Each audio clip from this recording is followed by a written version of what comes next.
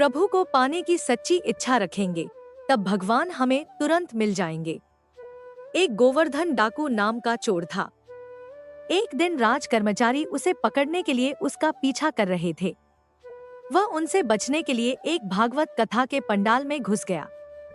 राज कर्मचारी वहां तक पहुंचे, लेकिन उन्होंने सोचा कि एक चोर सत्संग में नहीं आएगा, और यह सोचकर वे वहां से चले गए। पंडाल में वह चोर कुछ घंटों तक कथा सुनता रहा। कथा में श्री कृष्ण के बाल रूप का वर्णन हो रहा था।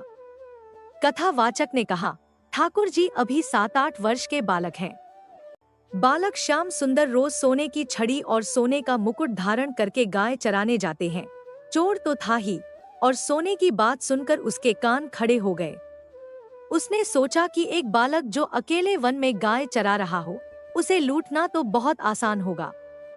कथा समाप्त होने के बाद वह डाकू कथा प्रवक्ता के पास गया और पूछा, जिस बालक की आपने कथा सुनाई वह कहाँ मिलेगा? कथा प्रवक्ता समझ गए कि इस व्यक्ति पर ठाकुर जी की कृपा होने वाली है। उन्होंने उससे कहा, बेटा वह तो बहुत दूर वृंदावन मथुरा में रहता है।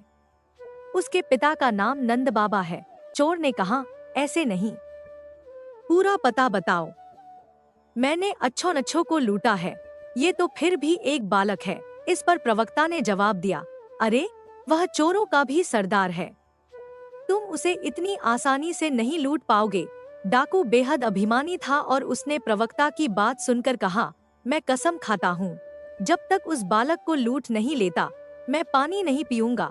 प्रवक्ता ने मन ही मन सोचा कि अब इस डाकू का उद्धार निश्चित है, क्योंकि हमारे प्रभु इतने दयालु और उदार हैं कि यदि कोई उन्हें लूटने के इरादे से भी उनके पास जाए तो वे स्वयं को लुटवाने के लिए तैयार हो जाते हैं। चोर ने श्री कृष्ण का पता पूछा और उन्हें ढूंढने के लिए निकल पड़ा। प्रवक्ता ने उसे वापस बुलाया और कहा, सुनो, वह बहुत निडर है। यदि वह तुम्हारे बल से न डरे तो तुम अपने साथ थोड़ा माखन और मिश्री ले जाओ, यही उसके लुटने का कारण बन सकता है। तुम्हारे भयावह स्वरूप और बल से तो वह लुटने वाला नहीं है। डाकू ने कुछ माखन और मिश्री ले ली और यह निश्चय किया कि वह श्री कृष्ण को लूट कर ही रहेगा।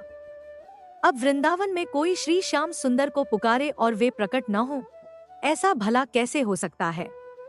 अचानक उसके सामने का दृश्य बदल गया।